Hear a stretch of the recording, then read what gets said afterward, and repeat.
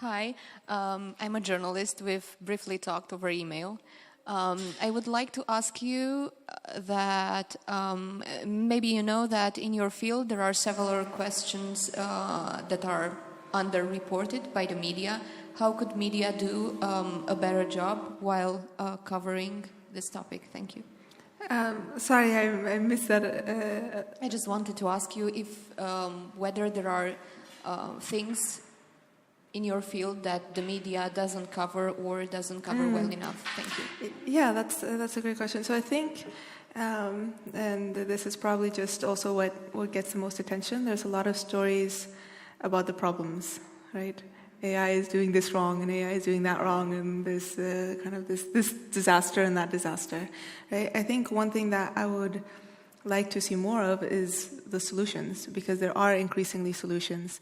But until people know that these solutions exist, both in technology or even outside of technology, they don't expect the companies to step up, right? Right now, still largely companies are saying, oh yes, that's great, but we don't know. And I don't think that's a valid excuse anymore. And unless the public or unless even the technologies ourselves know that, I don't see how to close that gap.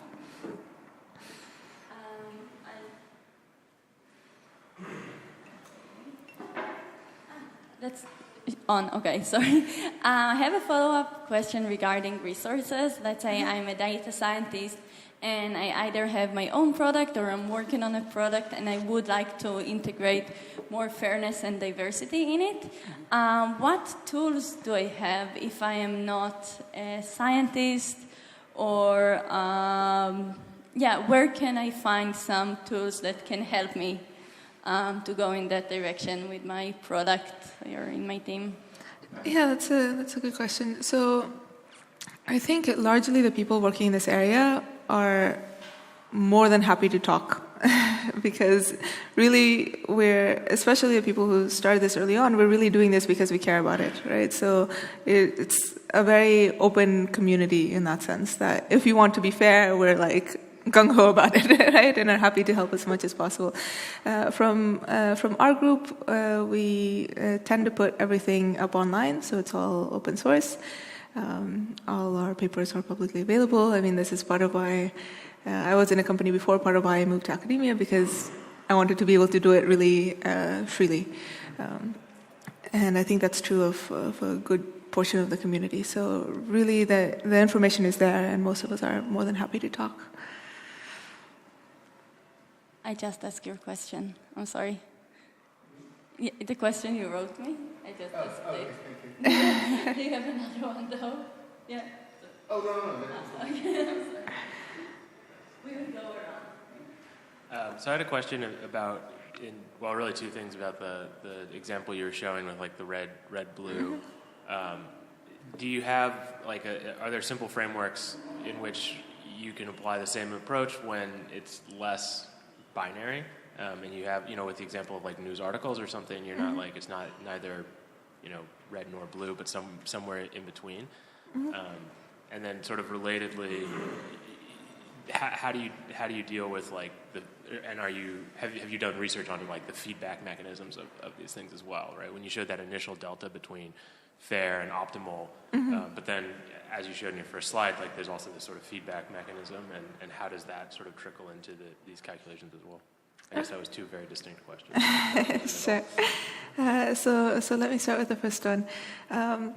So algorithmically, you can definitely handle these kind of where it's of scale, right? So you can decide how to do it. You can either say, okay, this still counts as red or this still counts as blue, and then there's kind of a neutral category, or you can have different gradations, and it's more a matter of choice, right? Do you kind of want to balance across all of them? Do you kind of want to have a scoring system, so kind of two slightly blue balance out one red? I mean, these are kind of design choices, but once you kind of narrow that down, generally, algorithmically, there's no problem. I think the more difficult question here is in learning what that is, right? So for a given news article, is it red, is it blue, how blue is it? Because you can't count on the article self-declaring, right? Even if they did self-declare, there's incentive to kind of declare something else, right? And largely, I haven't seen a good solution to this. So the places that do this, so we've done this for our demos, the Red Blue feed does this as well. Basically, you look at the source, right? So who is publishing the article, and based on your categorization of the source, because you have a lot of data for the source, and then you can do something, right? But for a specific article, it's very hard to tell because it's very subtle, right? It can also be about the phrasing or... Yeah, so I think that is really the difficult question. Even if you want to have kind of very fine-grained buckets, just knowing where to put each article is difficult. So that's, I think, the main technical challenge. Your other question was about the feedback loop. Yes. So not really. I mean, we're in the very, very early stages of that. So we have so we have one experiment which we're launching in a couple of months. That's basically going to try to measure a little bit of this search engine manipulation effect. But so that one was, again, very binary. So we do have kind of this more gradation, and we want to measure it over time. So how long lasting is this effect? But that, I mean, we're just in the planning stages right now. I mean, there's a little bit that we know, but it's just kind of the one-step feedback. So we kind of can patch it together to try to get an idea of the entire dynamical system, but we don't really have any of those long-term studies. And I think for that we need a stronger partnership with a company that already has a user base where we can kind of test some of these things out. So I think that's a really important step to take. Okay, my question is around the idea of are we constraining like our freedom if we like constrain the results we are perceiving? Like, what does this make with our perception? And more importantly, who is like who should do these decisions? And is it like an educational problem? Should we address it like we should do it as education to do this decision? Yeah, those are a great set of questions and a lot packed in there. I think these are. This is part of the interesting aspect of this work for me, kind of really grappling with a lot of these big questions.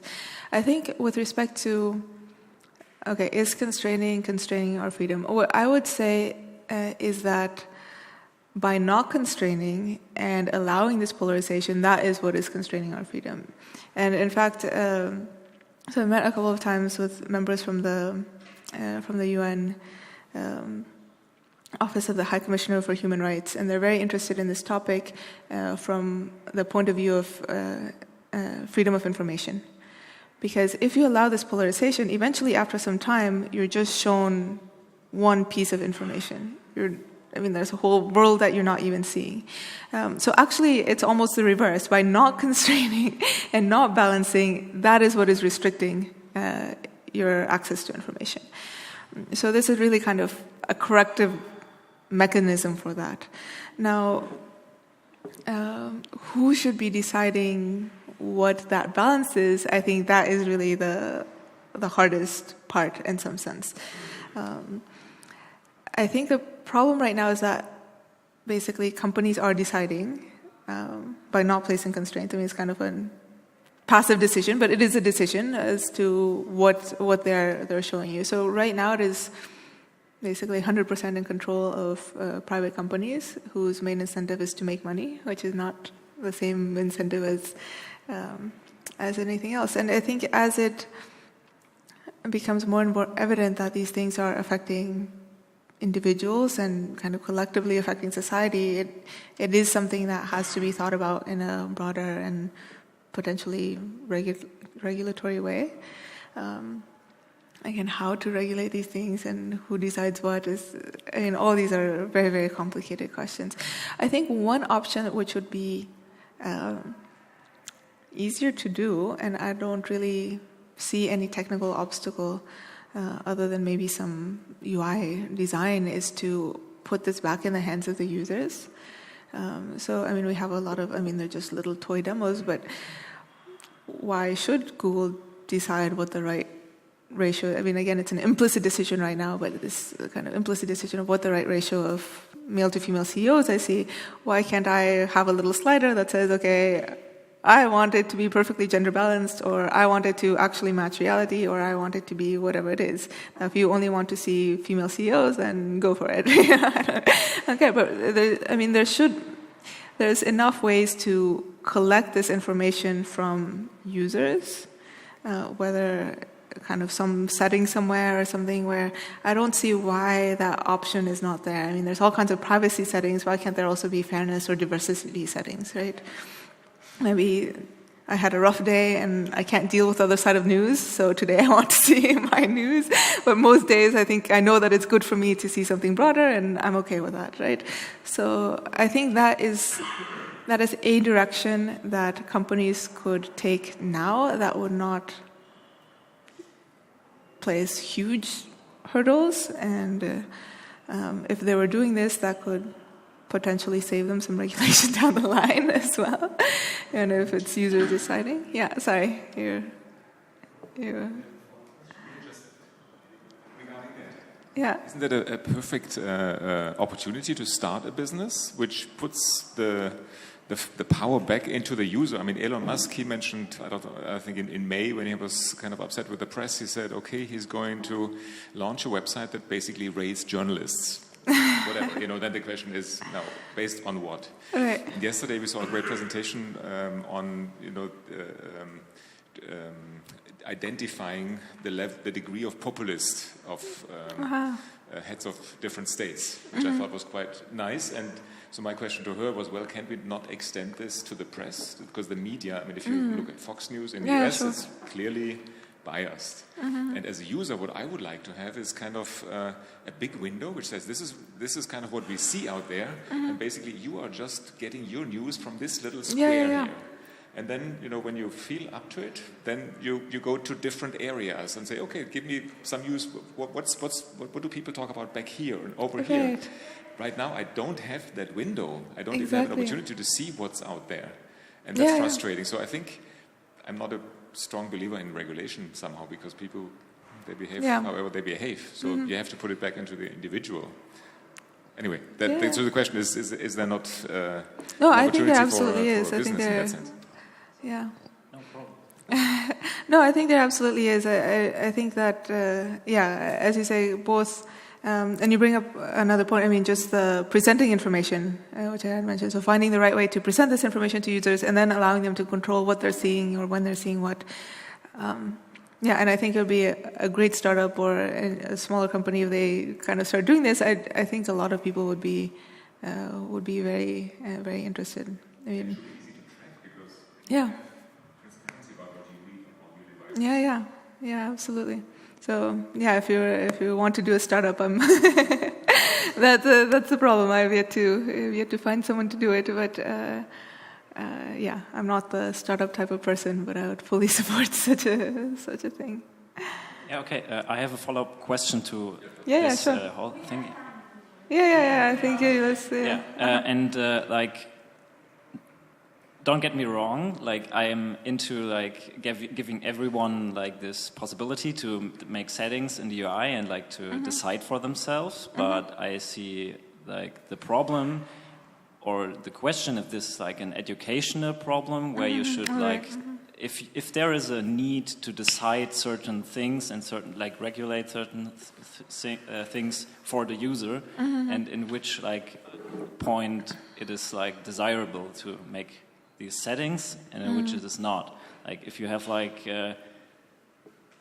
something that is not so spread in education in a way that people don't know about it, or they don't realize they are interested in racism stuff or that, if they don't know it, so they should they need this education, they need access to that, but they don't have it because of their bubble. So is it desirable to enforce this education, to enforce this diversity in this case? What do you think? Yeah, that's interesting. So I think generally there is a need for more broad education about kind of what is algorithms or what is AI, right? I mean, there's all this kind of scary, okay, AI is taking over our jobs and ruining the world and all these type of things out there. So I think part of it, even before we get to that, is just trying to reach out and have more people understand, I mean, what is an algorithm? What is it that even any of these things do? And I think this is changing with younger generations, but largely I don't believe in there's been studies that show that most people don't really understand that what they're seeing online is not like a uniform, unbiased sample of what's out there, right? They don't realize that things are being personalized. So I think this is really the first step, right? So, I think there was it's a bit unrelated study where there was one that was looking at Facebook, and they basically just brought people into a lab setting, and they were asking them kind of what they don't like about Facebook, and then they told them a little bit about how it works. And one thing that they found, which they weren't expecting, is that after they explained them that, okay, the algorithm is deciding, okay, what you see, and they're like, oh, they felt so relieved. They said, I used to, I'd post something and such person wouldn't like it, and I'd get so angry. And now I know that the algorithm is showing them something, so they probably didn't even see my post, right? And somehow people found this kind of plausible deniability, like this huge relief. But I don't know, I mean, it's just very interesting how people think about these technologies, which we kind of take for granted in some sense. And of course, technology is everywhere, and I do think a lot of it's coming into the educational system more and more. Now, exactly what is being taught and how it's being taught, I mean, but I do think that the public needs to be more aware of just what is going on, and once they know what is going on, then they can talk about, or then they can be more aware of settings, or that's kind of, I think we're not even there yet right now in some sense. Yeah, sorry, you. Comment. Just a question following up on that. My wife always complains bitterly when she has to watch some Netflix thing, because she says it's always the same stuff and she never finds cool movies. Right? Right. And so my simple answer was, well, this thing is optimized for whatever, 90% of the population, and we are on the other side somehow. And so, but it's a problem in a sense. It's exactly that. I mean, a lot of the businesses, then they cater to the masses. That's where the money is. That's where the profit is in the end. But and then the question is, how do you put the individual back in charge to say, no, I want to go outside of this little window that is always showing up. The question is how to get there. Yeah.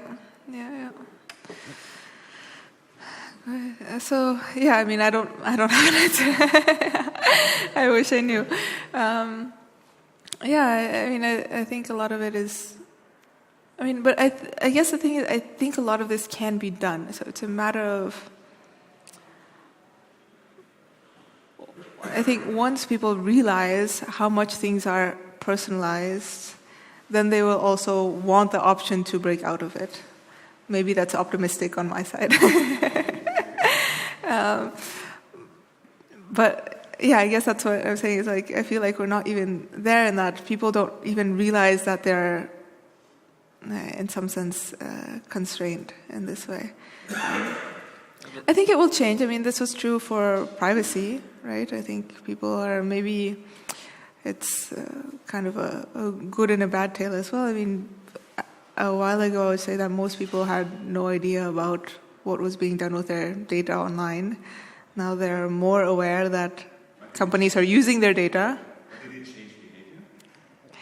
That is the question, right? So it's changing the convenience, right? Seems to outweigh the behavior in this case. What I'm hoping is that in this case, as in some of these examples that I was showing, I mean, people actually benefit from diversity.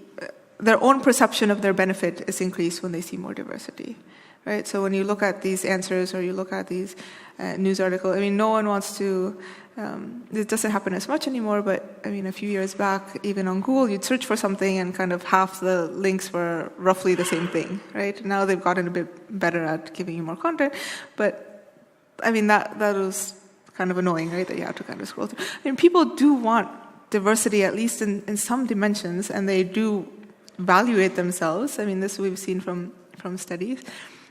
So I'm hoping that this is the difference between fairness and privacy, that the diversification is actually, for most people, something that they perceive as a good thing. But just to be a bit provocative, so yeah, sure. There are areas where that is true. So I understand if you take the American political system where 50% is liberal, 50% is conservative, that you want to show both views. Mm-hmm.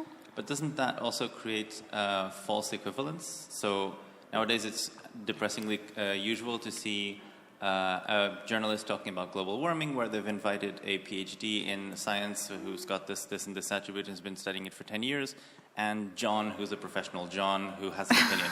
And there's this false equivalence, or the same, well, vaccines are considered to be protecting the population by pretty much all of medical science, but here's a professional mom who thinks that they cause cancer. And you end up creating a false equivalence between what is essentially commonly accepted truth by, and now to be quite provocative, by the elite who is informed in that particular field, and giving it some sort of democratic right to the majority saying, yeah, but more than 50% of us think that global warming is a hoax, therefore we should force everyone to see 50% of that on Google results. That's kind of a problematic idea as well. Sure, yeah, no, these are definitely the sticking points of these problems. I think, so there's a few different things packed in here as well. I think one side of it is just in terms of giving access to the information. So one side of this would be that I'm kind of okay with people who anyway trust the science to see something every now and then, when you're also exposing people who don't trust science to some of the facts, right? So you have to see so something might be a little bit negative. When is the negative outweighing the positive, right? And I think it's more dangerous to keep people who are not informed continually uninformed than it is to present people who are informed with some less informed you end up creating an equilibrium where at best you get to 80-20, where 20%. So would you accept that if you start presenting that vaccines are a good thing and that they cause autism at 50-50 rate? No, so I don't think the right answer is ever 50-50. I think the right answer is something a lot less. I mean, I don't know what the right number is. I don't know. But I think really what the right solution here is not to kind of present everything equally. Even then I wouldn't present, so if you want to be kind of as fair as possible, I think as fair as possible is often not 50-50. It would at best be kind of what the population believes, maybe. I don't know. That's also very problematic. But I think the right solution is just to have some, 5%, right? Everything has to be shown at least 5%, at least when you have these binary things, right? Or 5% of your feed has to be some distribution over kind of all the other stuff that you don't normally see. And what this does is it at least opens that window so that you have some access, and then if something catches your eye, if something you click on, then that allows opportunity to kind of pull back from that corner. Because right now there's not even that opportunity. So even if you have a slight preference somewhere, eventually you get driven somewhere, and then you don't even have the opportunity to pull out of it. And that is really the problem. But yeah, I mean, I completely see and agree with your point. I don't think any of these have clear-cut answers. Yeah, so. Did you have a follow-up or? Sorry, I just saw you try to jump in there. As I said before, I'm a journalist, and sure. maybe I could tell you how these things look from the inside. Yeah, please. Our first duty is to the public. And what we aim for is fairness. We want to provide, fair stories for the public. We cannot think in percents. So, 80% something, 20% something else. So it's the line is quite gray. I totally agree with you. But we try to judge each case individually. So. But it's you view the world through your two eyes, right? Yeah. And then what you judge is fair or let's say objective might not be. It might not be. Like that from others. It's right, but we try to talk to each other.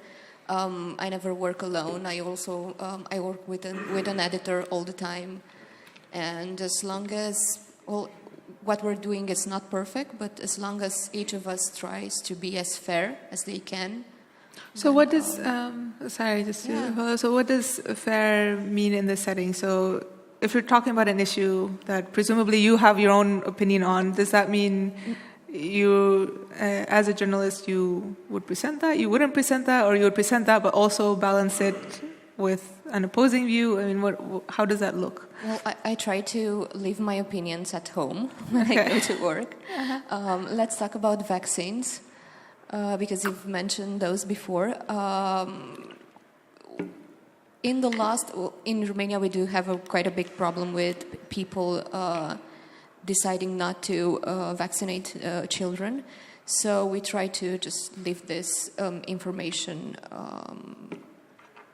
We try not to give a voice to people who are against science.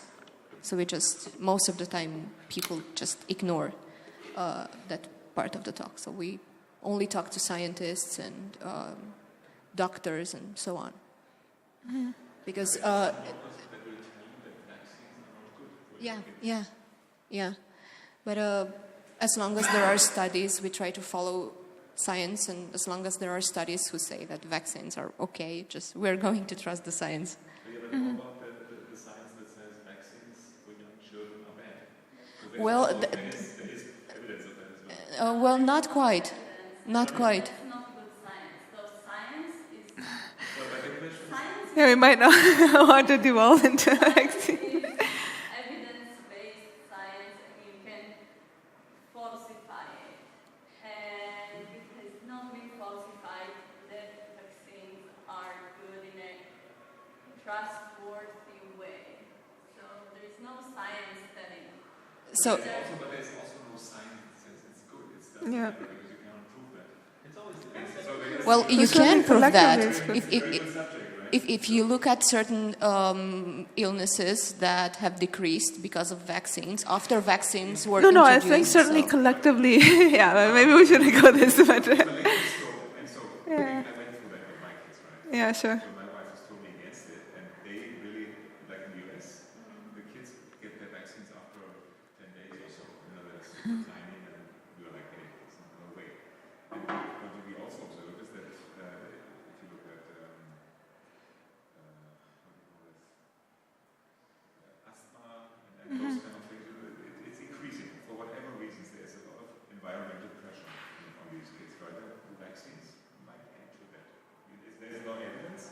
You cannot prove it, but you also cannot disprove it, I think. So it's a good case. Well, the studies that link vaccine with autism, for instance, which there was a huge debate about this, they cannot be proved. So. Yeah, let's try and hear another perspective, okay? First for someone who hasn't asked now, and we can, I guess, talk about vaccines for the entire rest of the day. But let's hear something new, I hope, not about vaccines. No, not about vaccine. Not so long ago, I read an article, and the statement there was that Facebook actually played a role in Myanmar genocide because of algorithm, how the feed was ordered, or network effect. If I like it, people like mine like the same. So yeah, I think if that's true, then we have an example of how algorithm plays a role, at least by amplifying an effect. So are you looking into that kind of subject? Yeah, definitely. So network effects are certainly play a role, and there's the structure, which is not something that we can control, but there is there's basically the recommendation type of algorithm, right? So that's another area we've been studying. Basically, how can we make these recommendations in a more kind of diverse or a more balanced way, so that basically this information has the ability to cross, right? What you need is for it to kind of jump out of one circle into another. Right? And then maybe it can spread in that circle as well, right? But the problem right now is that because of the structure of the networks, where they are kind of partitioned, if you run these typical recommendation algorithms, things stay in their community, right? So if that community is small, it'll stay small. So what we want is basically a recommendation algorithm that, again, recommends you things from your community, but sometimes you may be interested in things outside your community, so also recommends that. And again, it's just this, not 50-50, but just allowing that possibility, right? Allowing that piece of information some exposure elsewhere, and then maybe it's interesting and takes off there, right? But right now it's kind of, again, this implicit decision to box it up, to contain it. Yeah. So I have a very kind of technical question now. Sure. I work for a company that does credit scoring, and one of the areas that we have research is actually in fair lending. We work a lot with the US, so it's actually legally binding that you have to not discriminate against any group. One of the things we found interesting was that when you try and regularize a way, so if you define a metric like really naively, two groups that are protected need to have the same false positive rate. Sure. Easy way to start, has its own problems, but let's hold that as a given. Sure. If you start regularizing a way on one pair, let's say on ethnicity, then you actually find that sometimes it will regularize by increasing the disparate impact on gender. And then when you regularize it away on gender, there goes ethnicity away. So have you done any study into how to decrease a discrimination against two groups at the same time? So not against, but obviously on two levels at the same time, given that they then interact in very strange ways. Yeah, definitely. So we have a very recent paper. It's online. I can send it to you also. So this is on classification, which is basically what you're doing. And it works for any number of partitions. So basically the group structure, you can have arbitrary group structure, but you have any number of partitions, so gender, ethnicity, etc. So you define your fairness constraints across all of them, and then we get you the best classification that we can that satisfies those constraints. And now because it's multiple ones, it's not exact, so we might have to necessarily violate some constraint because it might not be feasible, but we basically give you some kind of approximation guarantees that you kind of violate all of them by the least amount possible. So that lets you basically work on all of these things together. It's a pretty general approach, so it can also, the other nice thing about it is that, so you mentioned false positive rate, which is a measure, but you might want it to, as you said, okay, maybe that causes bad disparate impact, so you can also control across various metrics. So you want to say, I want good false positive rate and good disparate impact. Now, again, the more you add on, the less likely it is to be feasible, so all of these things become approximate, but at least it kind of lets you balance this so you don't kind of skew one thing and trying to fix something else. We found that when we added too many constraints, the model actually reverted close to random because it was easy to Yeah, I mean, if you add a lot of constraints, you basically, often your accuracy starts taking a nosedive after some point, and again, that's a feasibility problem. I mean, there's kind of no way around that, unfortunately. Yeah, sure. Yeah, so you send me an email, or it should be, it's on archive for sure. So if you search for me on archive, it's there. We changed the name several times, so it should, fair classification constraints. But it's probably easier to send me an email and I'll send you the right link. Just to add two notes, like you said before in the presentation, like seems like to be at some point an impossible optimization problem, and we have to just come up with like the best solution, what we are also doing like in conversation with people. And the second thing is what you described is like in social studies, the concept of intersectionality, and maybe if you want to like look into it and haven't, it's worth a read, I think. Yeah. I have a related-ish question on the credit scoring thing, because I also work a lot with this, and one of the things that we're concerned about as we're growing is the effect that's sort of like, you know, as you showed in that simplistic graph, and then you have this knockdown effect where you sort of are spreading out the distribution more. But one of the things that I find really interesting and challenging about credit scoring problems is you don't get the data for the people you say no to.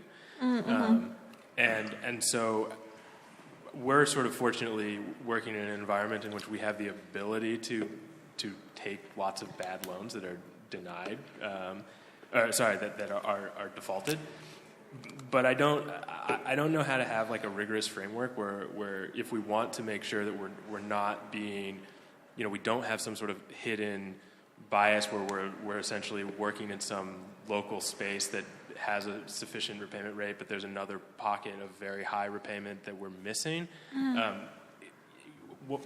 What is sort of like a systematic way of exploring this space and making sure we're not trying to like, you know, we're only partitioning on the x-axis in your case, and because that works really well, but the reality of it is if we add in this other feature on the y-axis, then suddenly we find another region that's well-defined of high payment. You know, are you aware of sort of systematic ways of thinking about this sort of problem of the bias of what you're able to learn from your data when you don't get the negative examples? Yeah, that's a great question, and unfortunately, I haven't seen any good solutions to this. So the places where I've seen some work is basically when you happen to have access to different data sets, so different companies will kind of draw this line different ways, and you can kind of patch together at least a larger part of the space. Sometimes, yeah. But yeah, that's a really hard question. Because really there it's a matter of not having data for a large portion of the population. So the only kind of solution that I've seen is some additional sampling. So you add in a few loans that you normally would not take to do a little bit more learning, but I haven't seen any. We certainly do that, and we're happy to continue to do this for a long time. But I think the challenge for us is like what I'm looking for is trying to figure out like a rigorous way of saying this is a good candidate to give a loan to for exploration purposes, there are kind of approaches for this where you basically effectively what you're saying is kind of what would be the most informative point. So there are algorithmic. I've not worked on this, but there are algorithmic methods for saying, okay, this is kind of you want to find someone in this space. That would be kind of the next most informative point. So again, send me an email and I'll look some of that up. I'm happy to do that. Yeah. Yes. Maybe a little bit more personal question. You don't have to answer it, but I'd be really curious. What is your vision, your personal vision, and what do you fight for, so to speak, in your research, if there is something like that, and how would the ideal world look like? Yeah, sure. So I think when I started, basically, the kind of press or even the academic articles were largely negative, and that was the first thing that I wanted to change. It was all like, here are the various problems that we have, right? And what I really wanted was solutions. And I've been pretty happy with how our work has gone over the past several years, that now I really feel that I can confidently say, yes, there are solutions. There are things that you can do. So that was really kind of my first mission, and I feel like we're on a good track there. I think my next mission, which I've been focusing on more in the last year or so, and which is kind of very broad and we have a long way to go, is now kind of getting this out, right? So getting this in companies, getting startups to start doing it, getting the public more aware, talking to, again, I don't know if regulation is the right way to go, but at least talking to all of these agencies who would be interested in going that way. So this is kind of far less defined and it's still very early on. But yeah, I mean that's something that I definitely want to continue, and we've had a couple of successes. I mean, I'm really excited about this new vote happening in Switzerland that's using this. I think there's more and more interest. I mean, it's great being here. I was at this Strata Data conference a few weeks ago also, and there's definitely more and more interest, I think, from people actually doing this work in the real world, which is really exciting for me. Yeah. Unfortunately, we need to get the room ready for the next session, but I think Elisa is going to hang out around for a bit longer, so you can grab her for a chat. She will still be around. Yes. So please, let's say thank you again. Thanks so much.